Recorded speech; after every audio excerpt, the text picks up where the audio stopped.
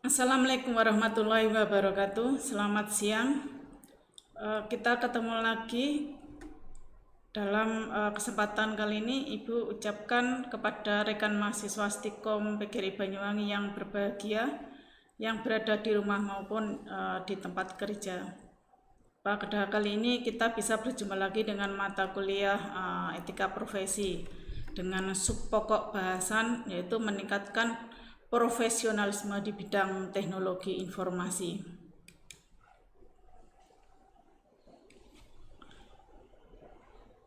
Teknologi informasi merupakan teknologi yang selalu berkembang baik secara revolusioner seperti perkembangan dunia perangkat keras maupun yang lebih bersifat evolusioner seperti yang terjadi pada perkembangan perangkat lunak. Hal itu mengakibatkan bahwa pekerjaan di bidang teknologi informasi menjadi suatu pekerjaan di mana pelakunya harus terus mengembangkan ilmu yang dimilikinya. Jadi untuk mengikuti perkembangan teknologi informasi tersebut, artinya seseorang yang sudah sampai pada level ahli di satu bidang pada saat ini bisa ketinggalan pada bidang yang sama di masa depan jika tidak mengikuti perkembangan yang ada.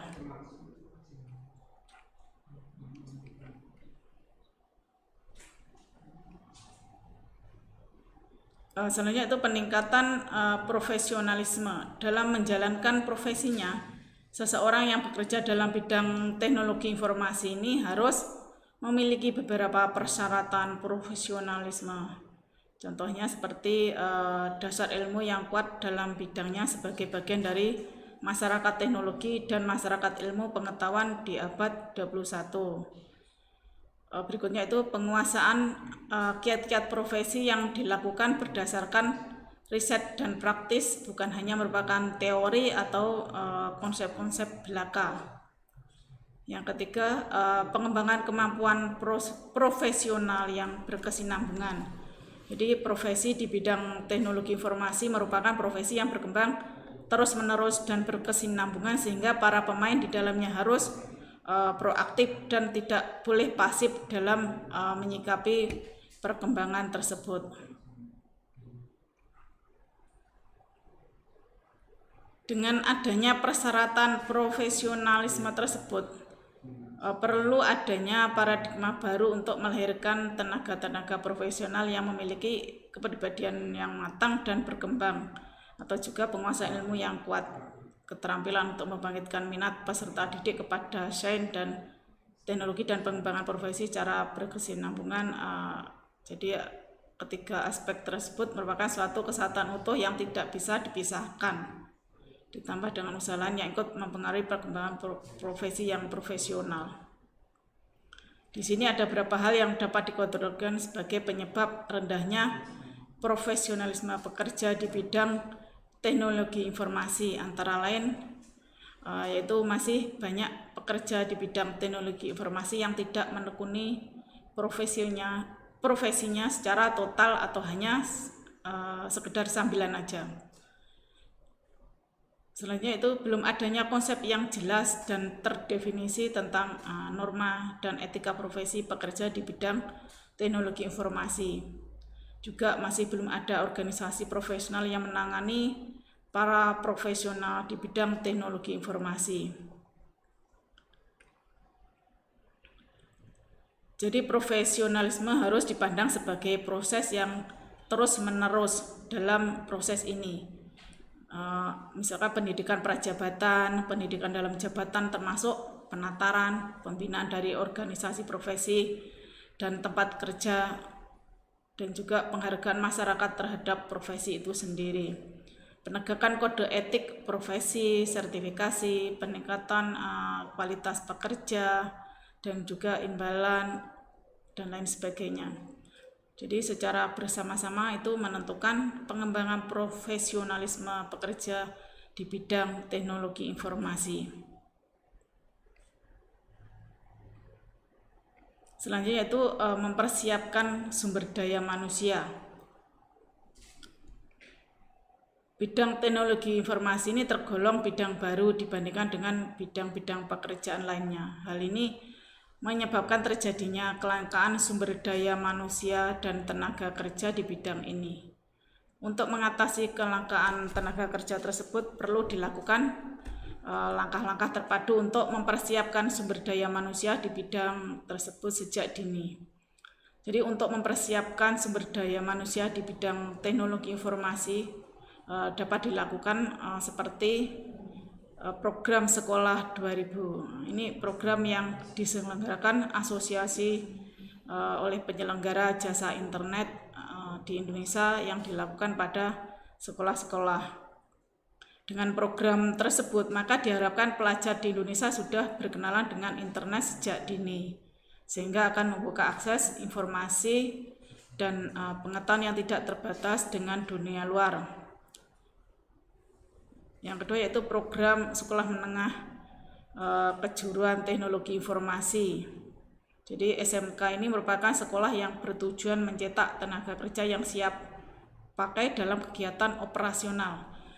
Adanya SMK Teknologi Informasi diharapkan bahwa lulusan SMK dapat dikaryakan secara profesional di bagian-bagian seperti operator, technical support, helpdesk atau web designer. Yang ketiga yaitu program Diploma Teknologi Informasi. Program diploma ini diharapkan menjadi tenaga kerja yang siap digunakan dan terampil di bidangnya. Jadi banyak perusahaan menginginkan tenaga kerja yang siap pakai, tetapi lebih berpengalaman seperti yang diharapkan pada level ini. Yang keempat yaitu program pendidikan sarjana teknologi informasi. Ini menghasilkan lulusan yang tidak hanya terampil, tetapi dilengkapi dengan kemampuan analis dan perancangan sistem yang kuat. Jadi program sarjana ini tidak hanya meluluskan seseorang dengan kualitas programmer, tetapi juga diharapkan mampu menghasilkan insan software engineer yang baru. Yang kelima yaitu selain pendidikan non formal juga perlu dilakukan, contohnya seperti kursus sampai sertifikasi. Ini hanya sedikit yang melakukan dan juga sangat mahal biayanya, sehingga perlu peran pemerintah dalam dukungannya.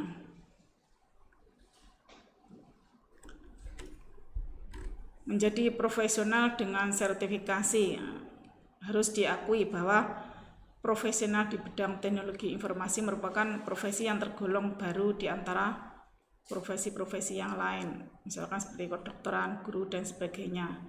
Tentu banyak tantangan yang akan dihadapi oleh pelaksana profesi tersebut. Untuk itu perlu dilakukan standarisasi dari sebuah profesi agar pelaku profesi tersebut dapat mempertanggungjawabkan kemampuannya dalam menjalankan pekerjaannya.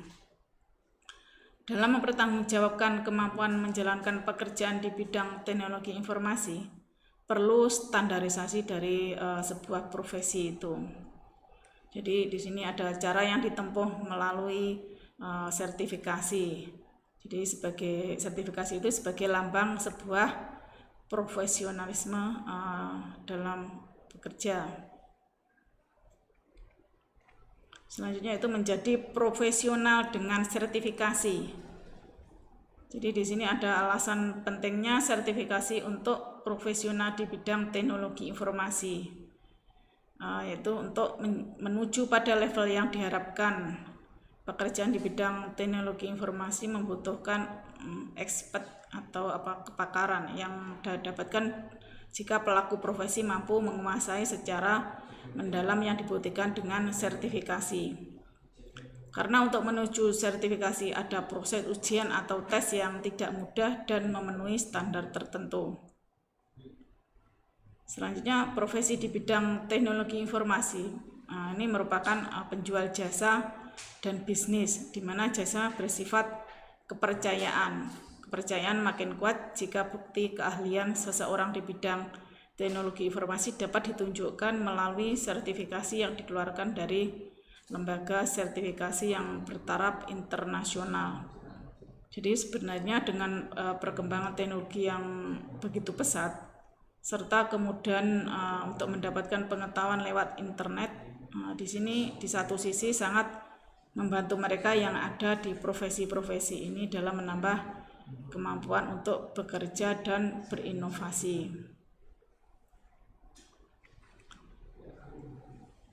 menjadi profesional dengan sertifikasi. Di sini ada beberapa manfaat dengan melakukan sertifikasi, yaitu manfaatnya ikut berperan dalam menciptakan lingkungan kerja yang lebih profesional.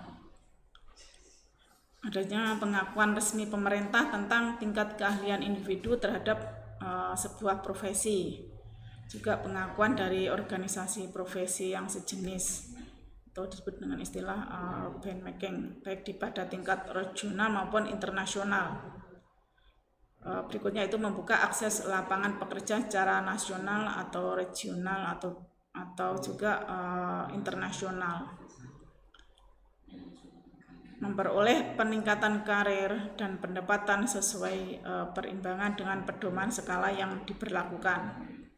Jadi standarisasi dan sertifikasi itu dapat dilakukan oleh badan-badan resmi yang ditunjuk oleh pemerintah atau dilakukan juga oleh industri secara langsung atau yang sering disebut vendor certification.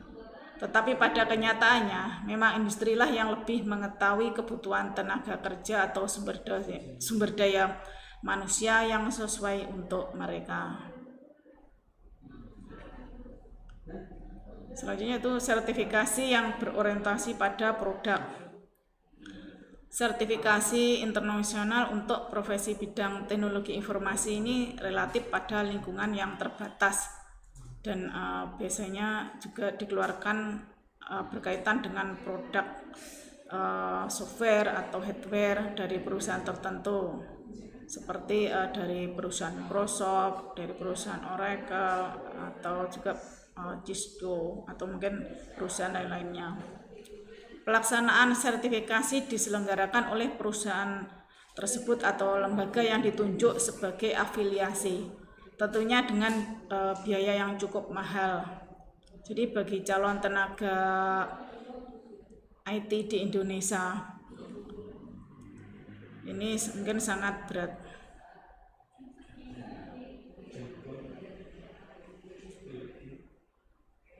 Sertifikasi yang berorientasi produk. Ada beberapa contoh sertifikasi yang berorientasi produk. Pertama itu sertifikasi dari Microsoft. Microsoft Certificate Desktop Support Technician. Ini merupakan sertifikasi untuk technical and customer service skill yang mampu melakukan troubleshoot, pengoperasian perangkat keras dan perangkat lunak yang berhubungan dengan lingkungan micro Windows. Sertifikasi dari Microsoft yang lainnya, Microsoft Certification System Administration. Ini merupakan sertifikasi untuk administrator jaringan yang berada dalam lingkungan dalam platform Microsoft Windows. Berikutnya itu Microsoft Certification System Engineer. Ini merupakan sertifikasi untuk desain dan implementasi infrastruktur yang berbasis Windows dan Microsoft Server Software. Dan lagi sertifikat Microsoft Certification Database Administration. Ini merupakan sertifikasi untuk desain, implementasi, dan administrator database yang berbasis pada Microsoft SQL Server Database. Microsoft Certification Trainer. Ini sertifikasi untuk kualifikasi instruktur. Sertifikasi by Microsoft untuk melakukan pelatihan-pelatihan perangkat lunak Microsoft. Selanjutnya sertifikasi Microsoft Certificate Application Developer. Ini menggunakan teknologi Microsoft untuk melakukan pembangunan dan pemeliharaan departemen di level application, komponen, web atau desktop client sampai pada back-end data service. Microsoft Certification Solution Development ini merupakan sertifikasi untuk melakukan desain dan membangun leading business solution dengan menggunakan Microsoft Development Tools, teknologi platform, dan arsitektur Windows. Office Specialist atau Microsoft Office Specialist.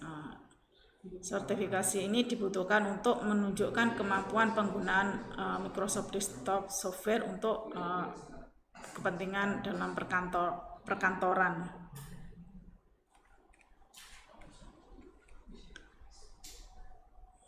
Untuk sertifikasi yang berorientasi produk dari sertifikasi dari Oracle, dinamakan dengan OCA atau Oracle Certification Associate. Ini ada 3 jenis.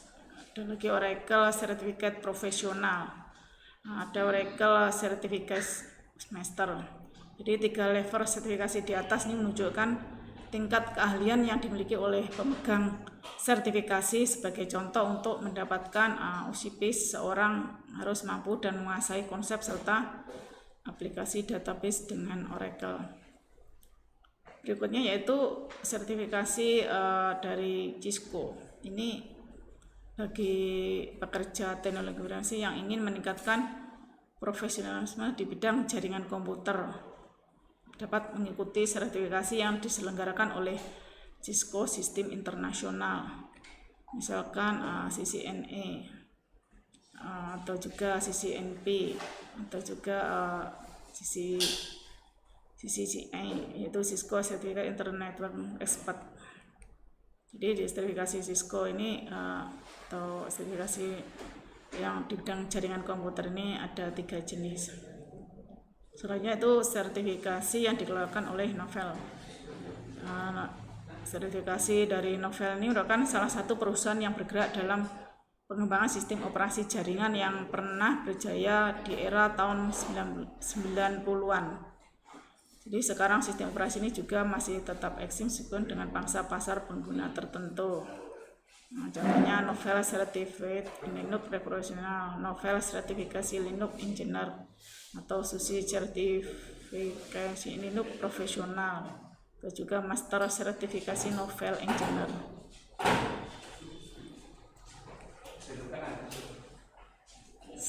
Ada beberapa sertifikasi yang berorientasi pada pekerjaan atau profesi.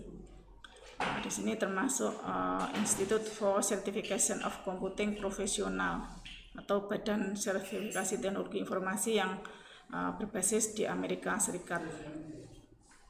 Contohnya CDP atau Certificate Data Processor. Ini merupakan sertifikasi untuk para profesional yang memiliki orientasi pekerjaan pada bidang pemrosesan data. Ada lagi CCP, ini sertifikasi komputer programmer. Sertifikasi ini merupakan sertifikasi untuk para profesional yang bekerja sebagai programmer. Dan lagi CSP atau sertifikasi sistem profesional, merupakan sertifikasi untuk para profesional yang bekerja pada bidang analis desain dan pengembangan sistem yang berbasis komputer. Selanjutnya yaitu Computing Technology Industry Association atau singkat dengan CompTIA. Ini termasuk asosiasi industri teknologi komputer yang berbasis di Amerika. Di sini ada beberapa sertifikasi yang dikeluarkan oleh CompTIA. Itu disebut dengan E+ ini Entry Level Computer Service. Ini merupakan sertifikasi untuk para profesional yang memiliki orientasi pekerjaan di bidang teknisi komputer. Ada lagi Network Plus ini atau Network Support and Administration. Itu merupakan sertifikasi untuk para profesional yang memiliki orientasi pekerjaan di bidang jaringan komputer. Ada lagi Security Plus ini Computer and Information Security. Ini merupakan sertifikasi untuk para profesional yang memiliki orientasi pekerjaan dalam bidang keamanan komputer.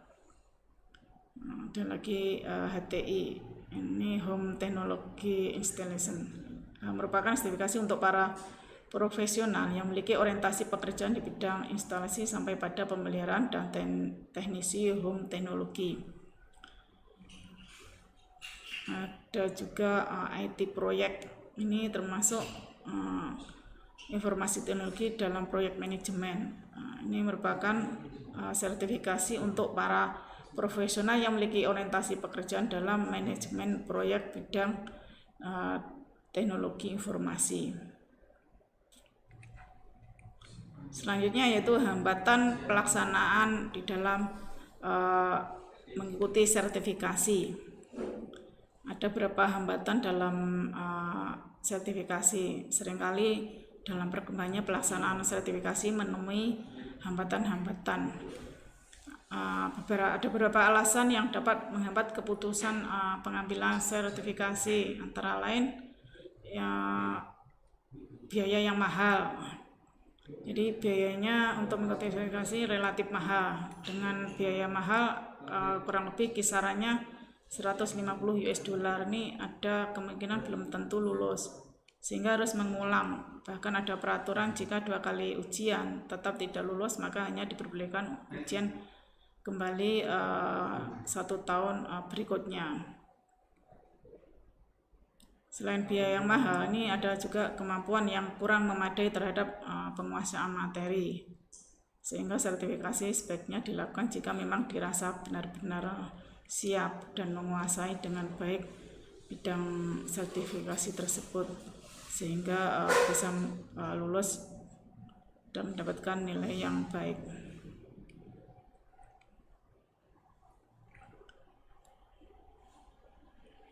Cukup sekian materi dari saya.